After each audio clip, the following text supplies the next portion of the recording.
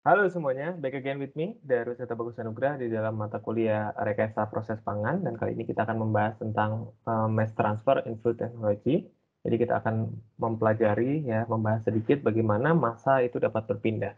Kalau sebelumnya kita sudah membahas mengenai heat transfer, bagaimana panas itu bisa berpindah dari suatu molekul, baik itu dalam bentuk fasa padat, cair, dan gas ya. Nah, sekarang kita akan melihat bagaimana massa itu dapat berpindah.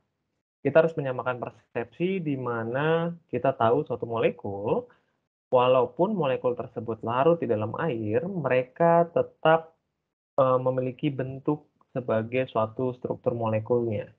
Karena mereka ketika dilarutkan dalam air dan bisa larut sempurna, mereka akan berada di ukuran angstrom.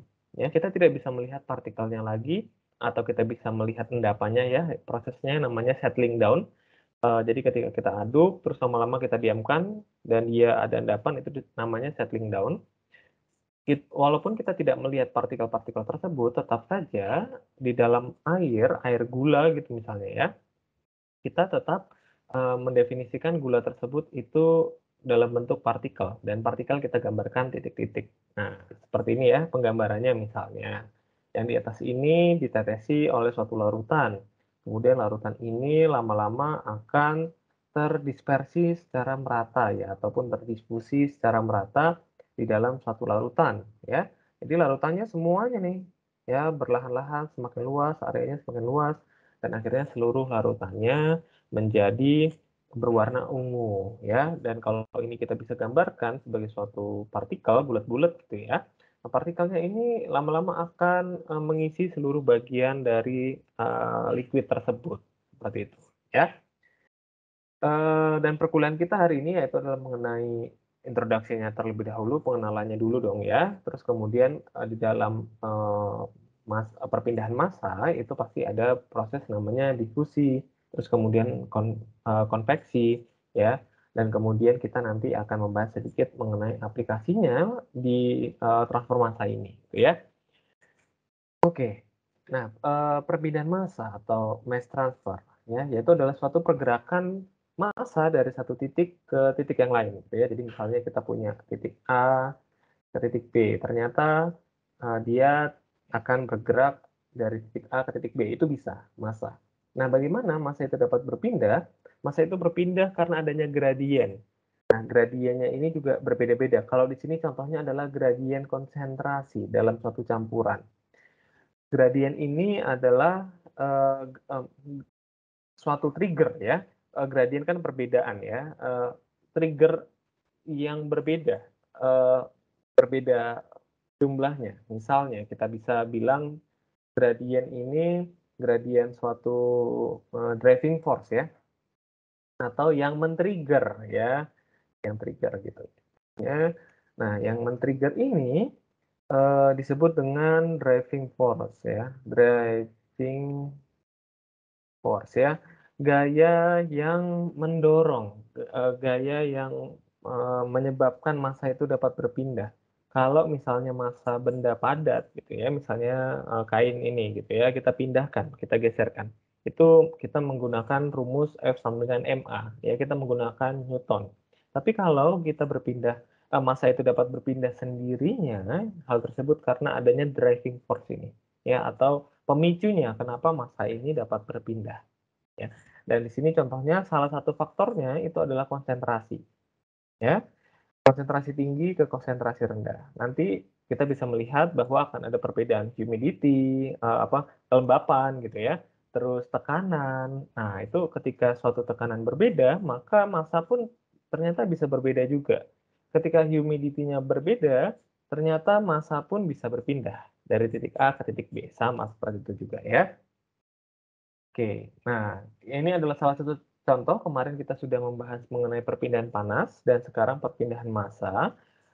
Heat transfer and mass transfer, sometimes it's conduct simultaneously, ya, berlangsungan, bersamaan gitu ya.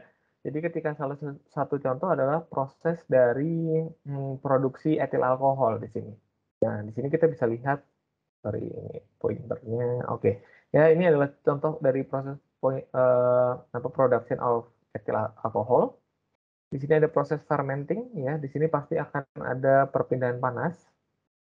Nah, tapi juga ternyata ada perpindahan massa ya. Unsur-unsur karbon di dalam gula ternyata dikonversi oleh katalis, biokatalis menjadi CO2 ya, dan CO2-nya ini akan berpindah tidak di dalam fermenting lagi, dia akan disimpan di tempat yang baru. Jadi jumlah total massanya kalau memang itu digabungkan, maka kita harus menggabungkan antara fermenting ini, proses fermenting dengan CO2 ya. Karena jumlah massanya akan ada perpindahan massa.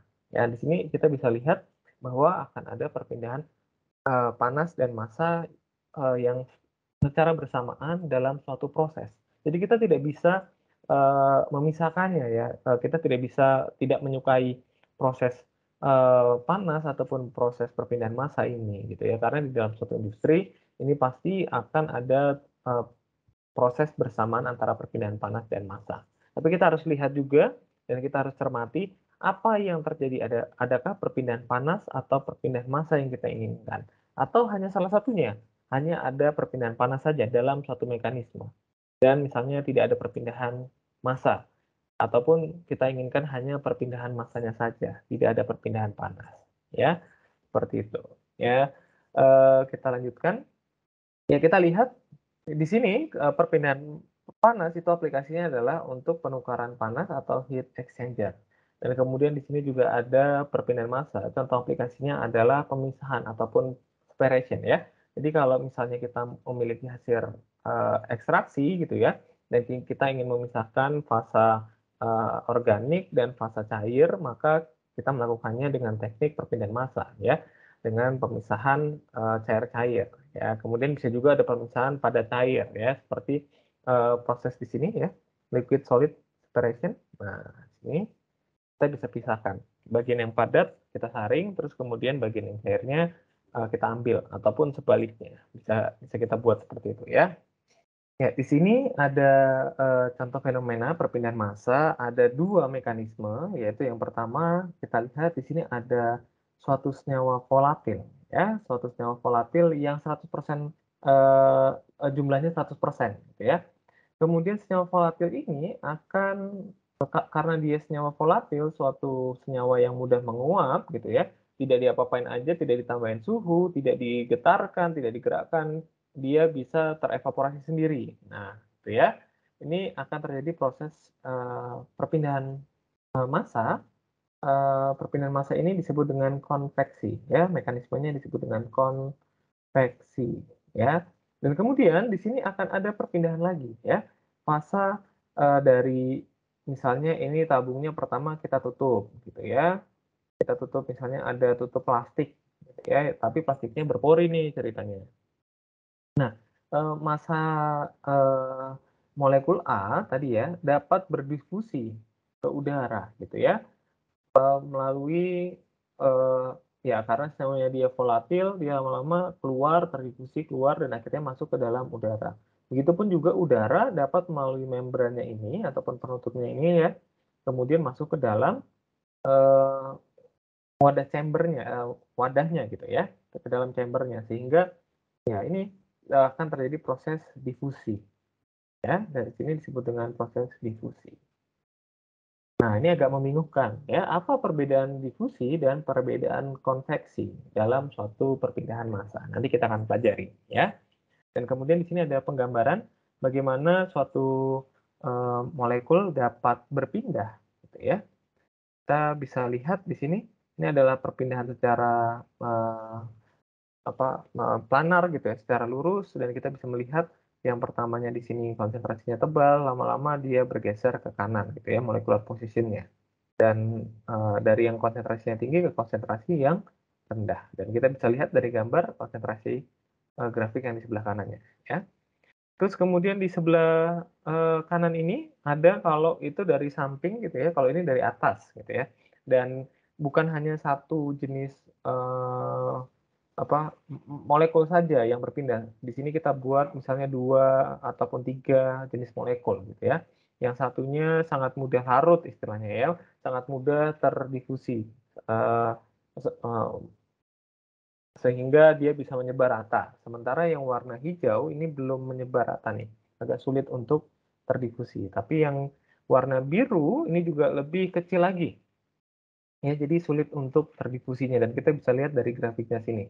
Grafik gambar yang merah ini kita lihat grafiknya lebih lebar gitu ya. Hijau pun lebih kecil tapi lebih lebar dibandingkan yang warna biru. Hal ini menunjukkan berarti warna biru lebih sulit untuk dia tersebar merata di dalam areanya dibandingkan misalnya warna hijau dan warna merah gitu ya.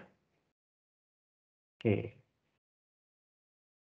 Nah, lalu apa perpindahan massa dan transfer jadinya? Apa yang dimaksudkan dengan difusi dan konveksi? Jadi ada prinsipnya ada dua, yaitu adalah difusi dan yang kedua adalah konveksi atau convective mass transfer. Ya.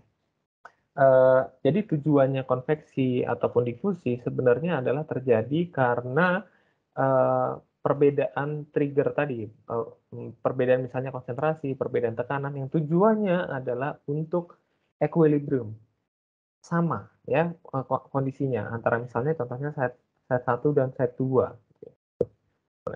Ya, set 1 dan set 2 dari suatu chamber ini kita inginnya sama konsentrasinya gitu ya, sehingga dia dapat berpindah. Nah, kemudian ketika misalnya set 1 dan set 2 ini berbeda konsentrasi gitu ya, konsentrasinya yang satunya ini 2M, yang satunya 1M, maka dia akan bergeser.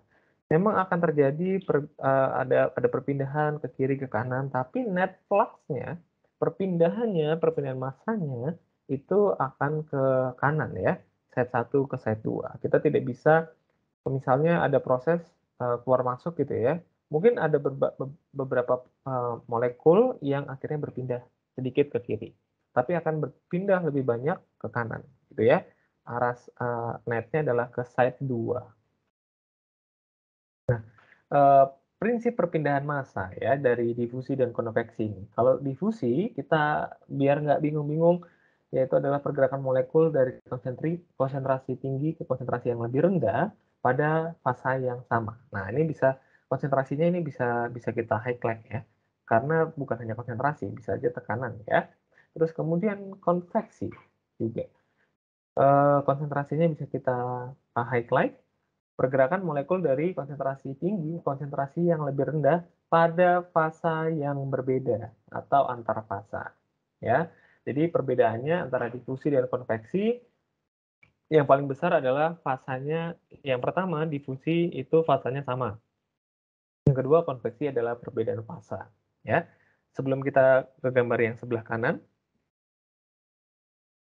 di gambar yang tadi saya bisa menjelaskan bahwa yang pertama ini dari fasa liquidnya ke fasa gas gitu ya, ke fasa gas di atasnya, itu akan memiliki mekanisme konveksi. Sementara sesama fasanya itu akan terjadi proses namanya difusi.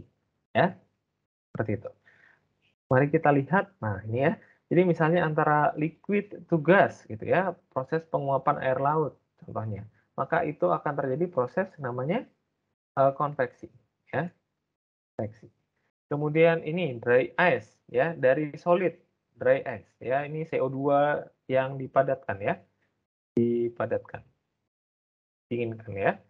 Nah, terus kemudian dia ketika dibiarkan di udara terbuka, maka dia akan menguap gitu ya.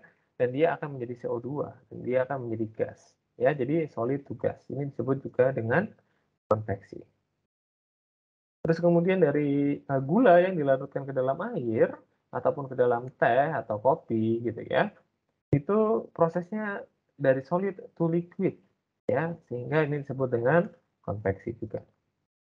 Nah, sementara misalnya ada perpindahan karbon ke iron gitu ya, ini jadi F3C ya, prosesnya sering terjadi pada proses pertambangan gitu ya biasanya. Nah, ini adalah solid to solid. Solid to solid ini akan terjadi pada fase yang sama sehingga ini akan terjadi proses namanya di ya, seperti itu. Nah, ini beberapa penggambarannya supaya teman-teman tahu apa perbedaan antara difusi dengan konveksi, ya. Dan ini ada salah satu contoh fenomena terjadi perpindahan massa dan perpindahan panas. Suatu fenomena itu bisa terjadi perpindahan panas saja dan bisa juga bersamaan eee, transfer panas dan massa dan juga bisa hanya transfer massa saja ya, sebagai contoh di sini ya. Misalnya radiasi matahari ke bumi dan ke bulan ataupun radiasi, microwave ke makanan, itu hanya transfer panasnya saja. Transfer eee, jadi gelombangnya mereka akan, menggetarkan, molekul sehingga molekul tersebut akan panas ya. Itu akan yang terjadi hanya transfer panasnya saja, ya, tidak transfer massa, tidak ada massa yang berpindah, ya. Terus kemudian di sini ada mesin mobil dan penukar panas gitu ya. Seperti yang, pernah kita bahas sebelumnya, penukar panas tidak terjadi perpindahan massa, mereka hanya terjadi perpindahan panas saja. Kemudian ada kipas komputer, laptop, ataupun AC, ataupun kipasmu di rumah, itu adalah transfer panasnya saja, tidak terjadi proses transfer massa. Walaupun suhunya menjadi lebih dingin, tidak ada perpindahan massa apapun di situ ya. Sehingga, yang dilakukan adalah transfer, panas ya. Panas itu bisa lebih panas ataupun lebih dingin. Kemudian ketika proses memasak gitu ya, nah ini proses pangan, proses memasak ini contohnya adalah menggoreng gitu ya, itu akan ada proses transfer panas dan ada transfer panas, ataupun misalnya, fermentasi tadi. Nah itu akan ada terjadi proses transfer panas dan transfer massa juga. Nah bagaimana yang transfer massa saja? Contohnya adalah proses ginjal ataupun hemodialisis. Itu kita akan, menyaring, massa massa-massa yang tidak diperlukan, maksudnya adalah, molekul-molekul yang tidak diperlukan sehingga massanya akan berbeda, ya. Jadi contohnya misalnya urea dan kreatinina saring seperti itu ya, ataupun misalnya glukosanya disaring gitu ya, sehingga tidak terlalu banyak glukosanya di dalam darah. Nah, itu yang disebut dengan transfer massa saja, ya. Terus kemudian, sistem penghantaran obat atau drug delivery system, itu juga akan menghantarkan massanya saja. Ini adalah contoh penggambarannya ya. Misalnya di sini ada pemanasan ya, pemanasan melalui proses mekanisme konveksi dan radiasi, dan kemudian, ya kalau menempel itu jadi conduction gitu ya, menempel sini. Dan kemudian ketika, heat ini diberikan, misalnya, es batu gitu ya, kemudian dia, menguap gitu ya, ada massa yang berpindah. Nah, ini disebut dengan perpindahan massa ya, jadi terjadi proses evaporasi dan, mekanisme yang terbentuk adalah perpindahan massa. Nah, ini adalah contohnya misalnya sistem penghantaran obat ya, bisa dari transdermal patch, ataupun, apa tuh, gel gitu ya, kemudian dia akan, mmm, menyerap gitu ya ke dalam permukaan kulit dan ini akan terjadi perpindahan, ya. Nah, perpindahan yang terbentuk adalah hanya transfer massa saja. Untuk membahas mengenai konsentrasi, kita perlu memahami tentang, massa concentration dan molar concentration. Nah, massa konsentrasi ini cenderung memang adalah kita menghitung massanya di dalam volume tersebut, gitu ya. Sementara kalau molar concentration, kita akan menghitung molnya, ya. Mungkin kita akan belajar kimia dasar sedikit, misalnya, konsentrasi ya, molar konsentrasi C sama dengan N per V ya. N ini adalah massa dibagi dengan massa molarnya ya, karena dalam satu molekul itu, mereka memiliki massa relatif sendiri gitu ya. Dan kemudian ini akan, terbentuklah, molar liquid concentration ya di dalam cairan. Ya, kemudian begitupun juga di dalam bentuk gas, itu dia akan memiliki konsentrasi sama dengan mol per volume juga. Tapi molnya dan volumenya ini diganti dengan gas ya, di mana sini adalah konstanta gas ya, konstanta gas dan di sini, ada suhu ya, akan bergantung sama suhunya ya. Dan juga ketika gas itu pasti akan bermain dengan tekanan ya. Sementara kalau mass concentration ya, berapa jumlah massanya di dalam, gas ataupun liquid tersebut, kita menggunakannya adalah rho ataupun densitas ya. Di sini adalah, massa dibagi dengan volumenya. Nah, ini kita harus ingat kembali gitu ya, apa perbedaan antara molar liquid concentration, molar gas concentration, dan mass konsentrasi ya. Jadi buat teman-teman di-refresh sedikit apa yang membedakan hal-hal ini. Jangan sampai kebalik-balik, kalau kita memang ingin mencari molar concentration, kita harus pakai C sama dengan N per V, atau biasanya M ya, molar molar sama dengan N per V gitu ya. Tapi kalau kita mencari masanya, masa molekul tersebut, berarti kita harus mencarinya dengan membaginya dengan volume ya, massa yang ditambahkan dibagi dengan volumenya. Maka kita akan mendapatkan densitasnya ya. Oke, nah ini adalah kesetimbangan difusi yang terjadi. Ini contohnya kembali ya. Misalnya di dalam sel gitu ya, ada extracellular space dan ada intracellular space. Tujuannya adalah mereka menyamakan ya, menyamakan konsentrasinya ya. C1 sama dengan C2 ya, misalnya C1 ini C2 ya. Apa yang terjadi pada orang diabetes adalah gula darahnya itu akan sangat tinggi ya, gula darahnya tinggi seperti ini, dan di dalam selnya itu sangat rendah ya, gulanya sangat rendah. Sini contohnya ya, gulanya ini sangat rendah sehingga sel tidak dapat bermetabolisme ya, namun gulanya di luar sangat besar, dan ini ketika darah ini masuk ke dalam ginjal gitu ya, masuk ke ginjal, maka ginjal ini akan menyaring glukosa-glukosanya dan akan terbentuk kristal di dalam di dalam ginjalnya ini. Lama-lama ginjalnya ini, saringannya ini penuh, dan akhirnya terbentuklah penyakit namanya gagal ginjal ya. Itu adalah proses difusi dari darah ke darah, eh, karena masih satu fase itu disebut dengan proses difusi. Ya, jadi semua proses tidak semua proses perpindahan warna ataupun perpindahan senyawa bioaktif itu adalah dalam kadar difusi, tapi yang satu fase itu akan menjadi difusi ya. Oke. Nah, misalnya perbedaan konsentrasi ini, perbedaan tekanan itu ada beberapa jenis ya. Yang pertama kita lihat adalah active transport. Nah, active transport ini memindahkan dari low concentration ya ke high concentration. Ya, ini biasanya yang terjadi pada sel-sel ya. Misalnya dia membutuhkan, maka dia akan membuka channelnya gitu ya. Dan kemudian perpindahan konsentrasi yang dari konsentrasi tinggi ke konsentrasi rendah itu disebut dengan proses namanya diffusion ya. Dan selanjutnya juga ada proses namanya osmosis. Nah, osmosis ini sebenarnya kadang-kadang membingungkan dengan diffusion. Kalau osmosis ini cenderung hanya untuk molekul airnya saja, ya. Nah, di sini ya, di sini hanya molekul airnya saja. Sementara kalau difusi itu adalah molekul di luar air ya, misalnya tadi senyawa bioaktifnya ataupun molekul kalian gitu yang berpindah dari high concentration ke low concentration. Dan ini bisa kita gambarkan seperti ini ya. Ini ada konsentrasinya. Ketika dia berpindah, maka terjadi penurunan konsentrasi sebenarnya ya. Dari titik A ke titik B ya. Tapi karena dia berdasarkan waktu, ya berdasarkan ukuran tertentu, variabel X-nya, maka dia akan membentuk delta C per delta X ya.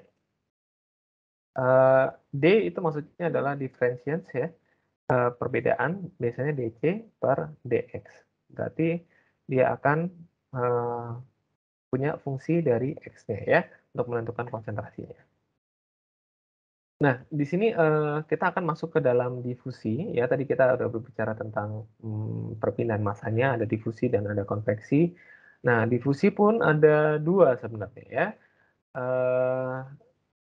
Difusi itu ada kondisi ideal dan kondisi tidak ideal. Ya, di sini kita bisa lihat bahwa penggambarannya adalah kondisi ideal di mana proses molekul yang melewati antar muka, ya maksudnya perbedaan antara yang konsentrasinya tinggi ke konsentrasi yang rendah, konstan terhadap waktu. Ya, intinya adalah konstan terhadap waktu. Berarti dc per dx itu konstan.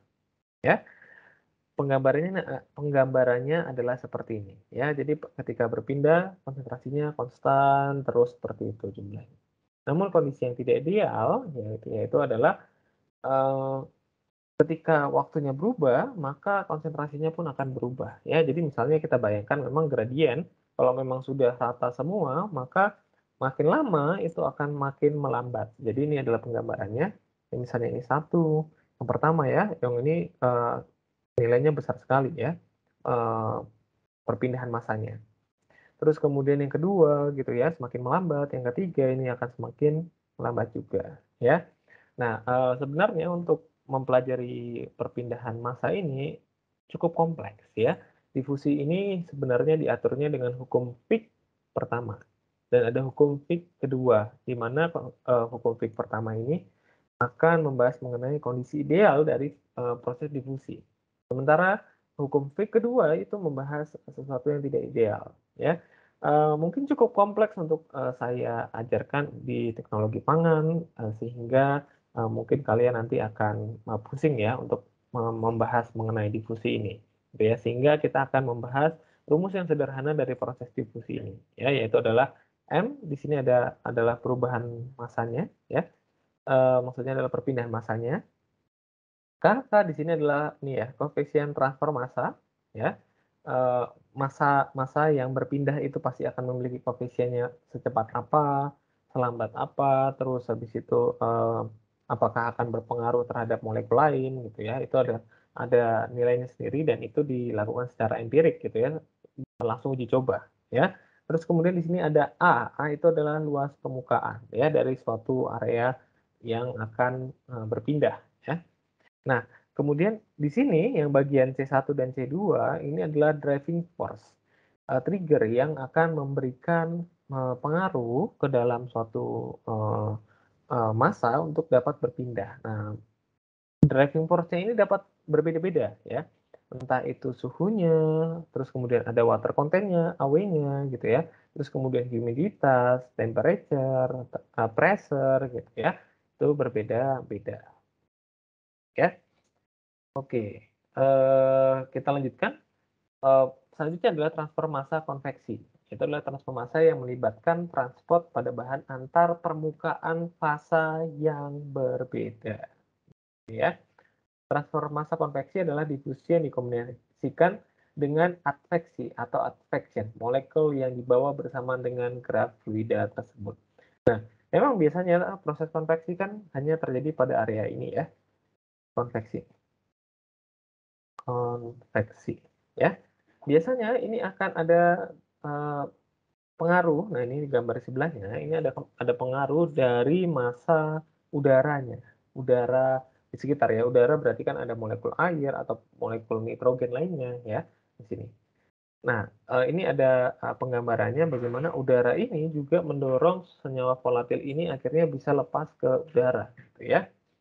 Dan itu disebut dengan ini adveksi, mekanismenya adveksi. Nah, kata-kata baru nih ya, adveksi atau advection.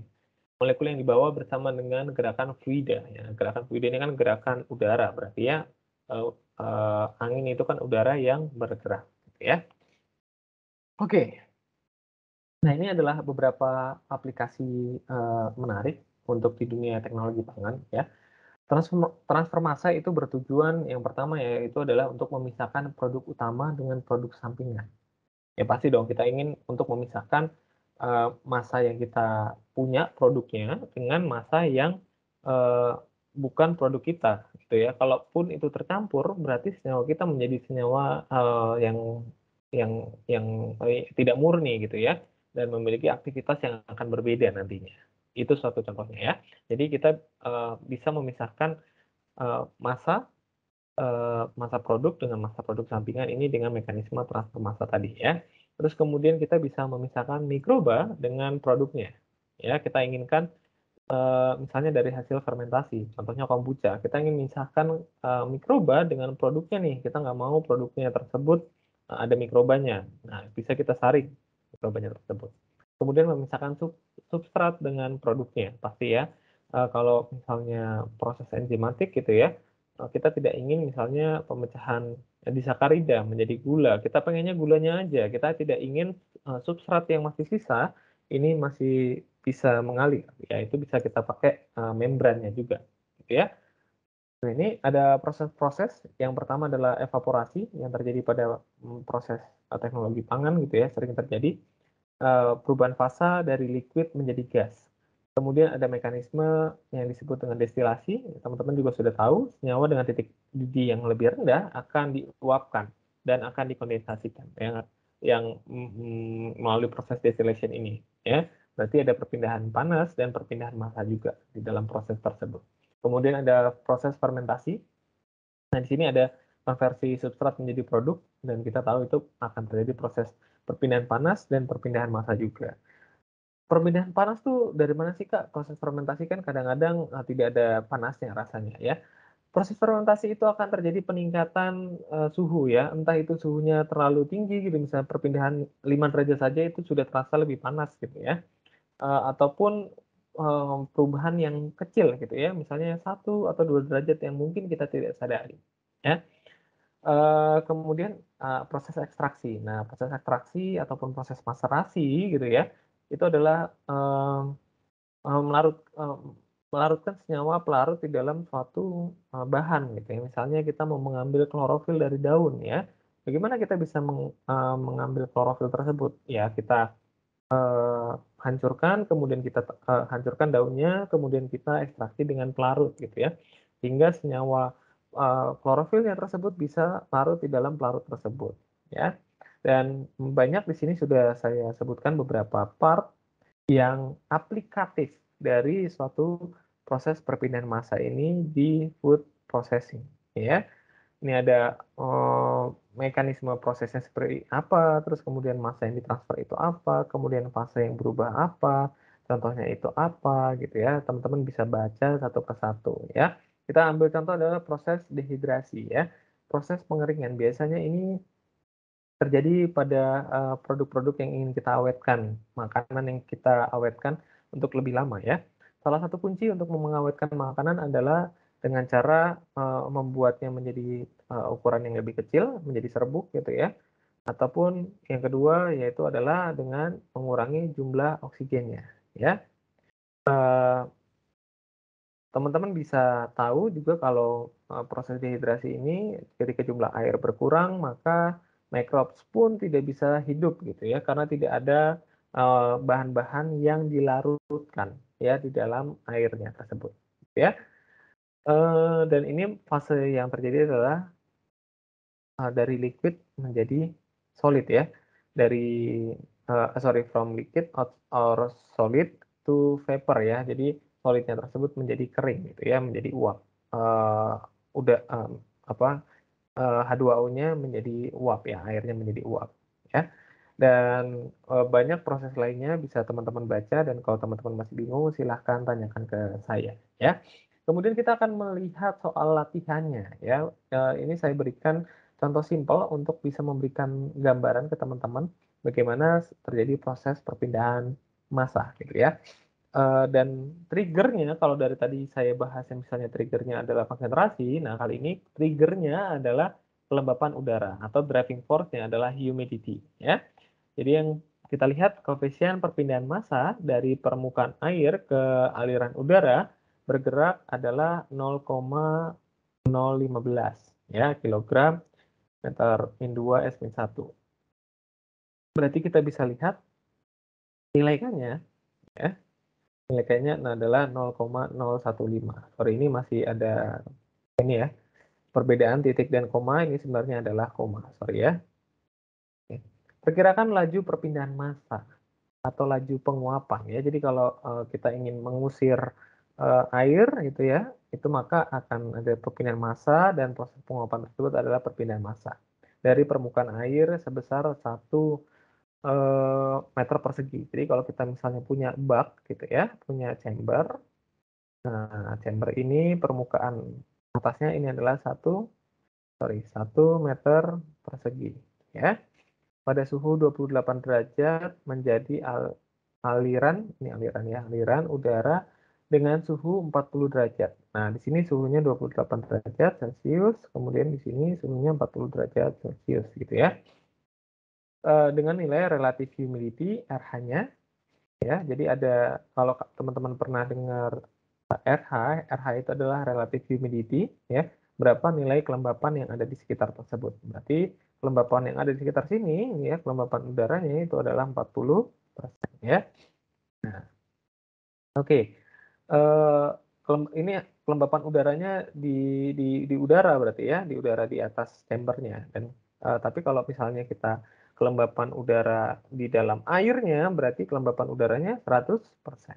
Ya, kita akan lihat di sini luas permukaannya adalah 1 meter persegi, kemudian humidity awalnya adalah 0,0244 kilogram per kilogram gitu ya. Ini maksudnya kilogram dari udaranya ataupun airnya, sorry, dari airnya ya, air di dalam air ya. Terus kemudian kita bisa lihat di sini kalau yang di suhu 40 derajat gitu ya, itu karena pH-nya 40%, maka kita kalikan 40%-nya ya. Berapa kelembapan jumlah massa udara, jumlah massa H2O di dalam udaranya tersebut gitu ya. Nah, di sini kita bisa dapat 0,0198 ternyata ya. Kemudian kita tinggal lihat M. M ini adalah perpindahan massanya. K dikali A dikalikan dengan delta H ya, delta humidity, perubahan nilai humidity-nya gitu ya. Dan kemudian kita kalikan dan kita dapati adalah 6,9 kali 10 pangkat minus 5 kilogram per second. Maka perpindahannya ini adalah sebanyak yang tadi 6,9 dikali 10 pangkat minus 5 kilogram per second. Sangat kecil gitu ya. Perpindahannya yang terkadang kita tidak lihat mata, tapi ternyata suatu molekul air tersebut bisa berpindah. Ya. Perkuliahan saya cukup sampai di sini. Saya rasa teman-teman bisa menonton videonya yang saya sampaikan gitu ya. Video tersebut menarik, jadi teman-teman bisa tergugah sedikit ide-idenya dari video tersebut tentang perpindahan massa ini. Kalau ada pertanyaan, teman-teman bisa bertanya langsung ke saya. Silahkan evaluasi perkuliahan hari ini dengan menggunakan bit.ly/evalkuliah seperti yang ada di dalam layar. Terima kasih semuanya.